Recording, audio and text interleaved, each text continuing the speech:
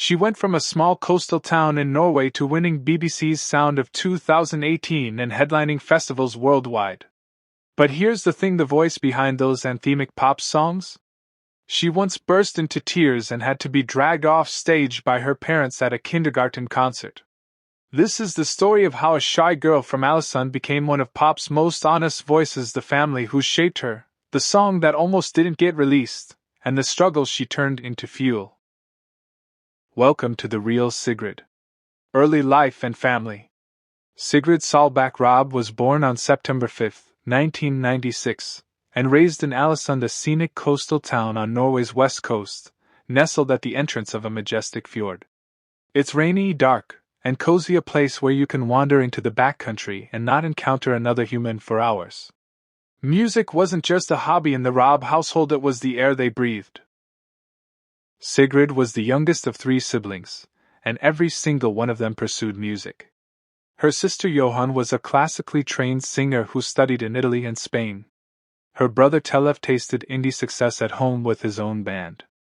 Her grandmother taught her piano from age 7. Her dad? He introduced her to Neil Young. Her brother taught her guitar. But for much of her childhood, Sigrid was painfully shy. She actually tried to quit piano lessons because she was worried playing an instrument wasn't cool enough for her peers. But here's the twist: she also studied dance for 10 years, learning several different styles. And at kindergarten, she was so terrified of performing that her mom had to carry her off stage mid-performance. Fast forward, and she'd be playing the king in a school production of 1001 Arabian Nights, slowly discovering that she could pretend to be someone else. Musical beginnings and influences. Growing up, Sigrid's musical influences were a beautiful mix of classic and contemporary: Joni Mitchell, Neil Young, Chet Baker, Coldplay, Adele, and Florence and the Machine. But here's something fascinating. English is her second language, and she didn't actually know what rolling in the deep meant until last year. Melodies are the first thing I listened to, she says. All my favorite artists, I had no idea what they were singing about.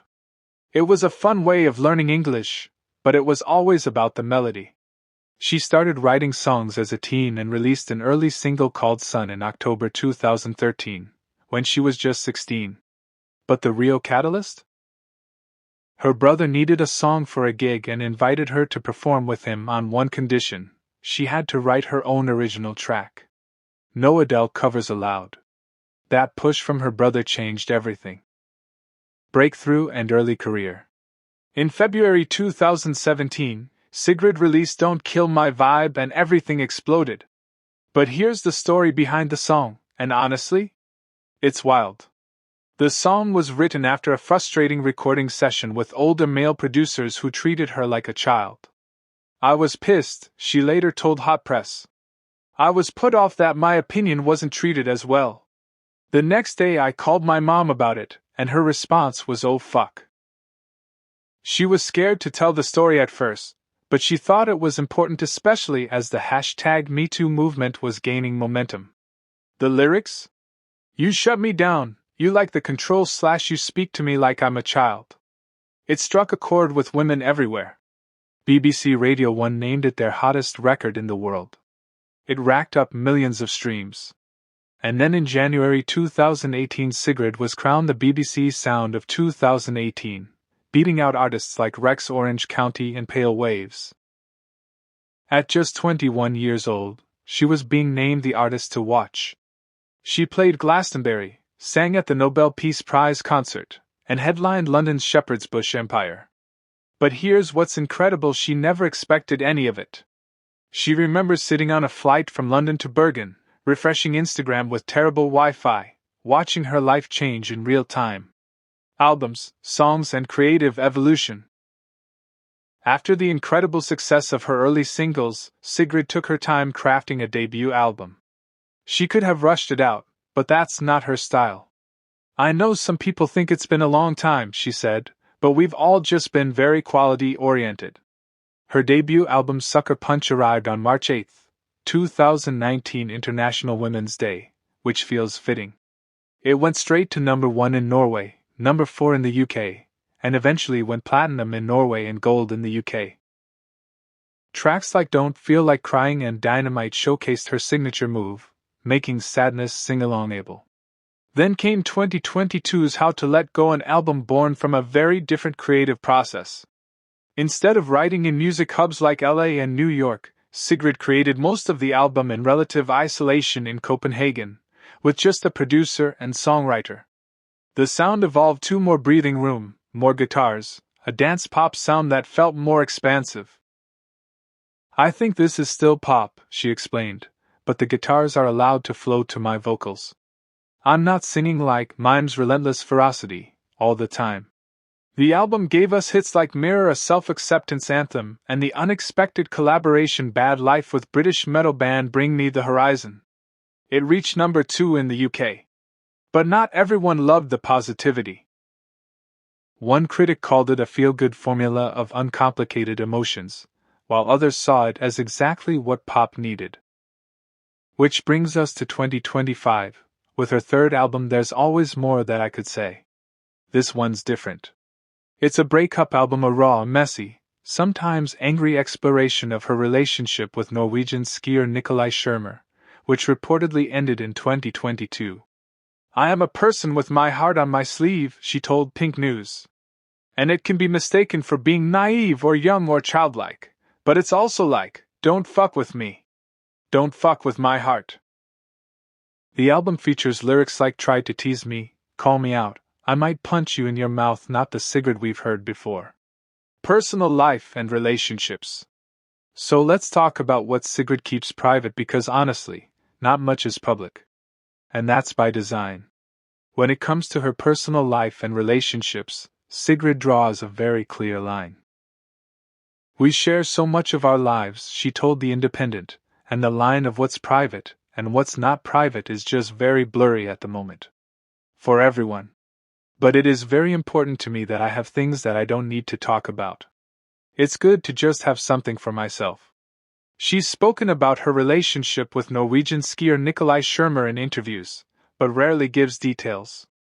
The third album, There's Always More That I Could Say, is about that breakup. But even then, she's careful to protect the people in her life. People that inspire me to write songs. They didn't ask, hey, can you write a song about me? She explained. That's all on me. It's important that I protect that a bit. Instead, she lets the music do the talking. On the new album, she takes accountability to admitting she can be difficult in relationships. I know you're right, but fuck it, it's whatever, she sings. I'm definitely owning up to it, she says. Struggles, setbacks, and resilience. Behind the bright choruses and empowering anthems, there were real challenges. The shy girl from Ålesund didn't just wake up confident one day. She's described being terrified of performing as a child, literally crying on stage and having to be carried off by her mom. And even after she started writing songs, she wanted to go to university and study law or teaching. Her parents had to encourage her to pursue music instead. Even after writing Don't Kill My Vibe, she was scared to tell the real story behind it. I wasn't sure if I wanted to, she admitted. And when the song blew up, the pressure was intense. What's the next one? To actually build a career on that one song. Then there's the pressure of performing. During one Electric Picnic performance, the emotion got to her. She burst into joyful tears on stage, overwhelmed by the crowd's response. I don't think I've cried that much at a gig before, she says. I felt such a sense of being home. And touring? It's tough. She told Hot Press, if I'm having a cold, it's tough. If my throat is starting to feel a bit yuck. It was great but a bit stressful.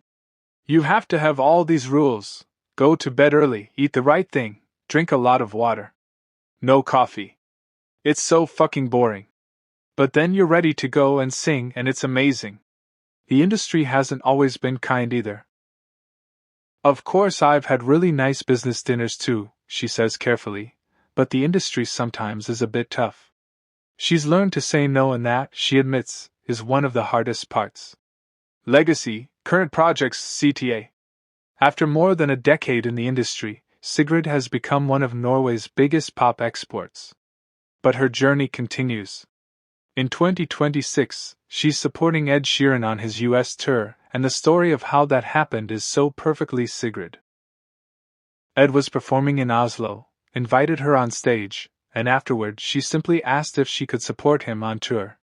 He said yes. That's the kind of artist she is, bold enough to ask, humble enough to earn it. Her sound has evolved from scandapop synth beats to dance anthems to raw, guitar-driven vulnerability.